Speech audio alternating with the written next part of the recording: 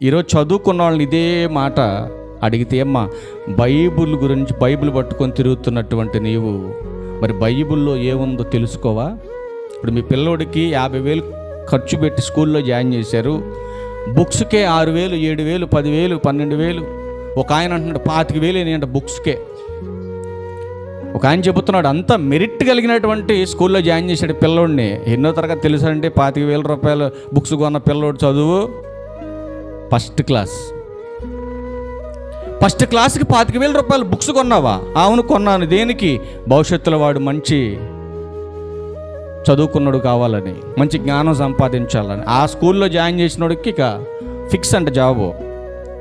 మరి ఇప్పుడు 25,000 రూపాయలు పెట్టి బుక్స్ కొన్నారు. కనీసం వాడు బ్యాగ్లో నుంచి బయటకు తీయకుండా అలాగే పెట్టాడు అనుకోండి, 1 ఇయర్ కంప్లీట్ అయ్యి సెకండ్ ఇయర్లోకి వెళ్తాడా?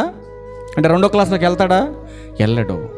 కానీ మనం మాత్రం బాప్తీసం పొందిన దగ్గర నుంచి ఇయర్లు దాటుకుంటూ వచ్చేసాం. దాటుకుంటూ ముందుకు వచ్చినటువంటి మనం ఎంత నేర్చుకున్నాం దేవుని వాక్యాన్ని గురించి.